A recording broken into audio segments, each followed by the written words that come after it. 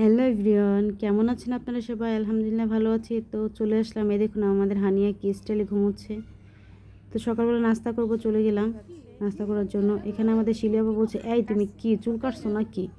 আমি বললাম হ্যাঁ আপা, একটু চুল কেটেছি। তাই তো রুটি ভাজছে, আপার রুটিগুলো অনেক ফুলে, তাই একটু মানে ভিডিও করে নিলাম আপনাদের দেখার জন্য। যে চা দিয়ে খাবো। আর এখানে আন্টি ডাল ধুইতেছিল, ওইটাও একটু ভিডিও করে নিলাম। আর এখানে ওয়েদারটা দেখুন কতটাই সুন্দর, শাকগুলো কত সুন্দর লাগছে, সবুজ একদম।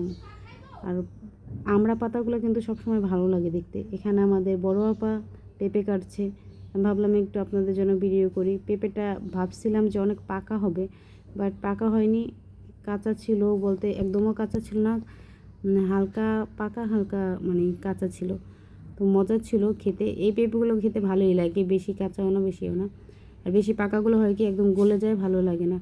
এখানে রিমসা আর তার নানা ভাই বসে বসে গল্প করছিল। তো এই তো আপা আর আমার মাটি থেকে রান্না করছিল। আর কি হইছে? হসপিটাল দিছে। এরপরে না তারপরে তুই কইছ তারপরে কি শুধু কই তালালা তালালা কই। বলো বলো তারপরে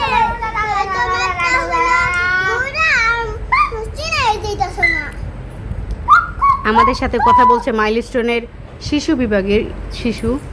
ওই স্কুলের সব কিছু দেখেছে, তখন কি হয়েছিল তার অভিজ্ঞতা আমাদের সাথে শেয়ার করছে।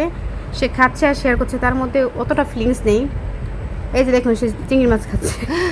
আপু তারপর কি হয়েছে বলুন। আপু আপু আপু আপু আপু খান আর বলুন কি হয়েছে তারপরে। সবাই মিলে মরে গেছে গা। আহারে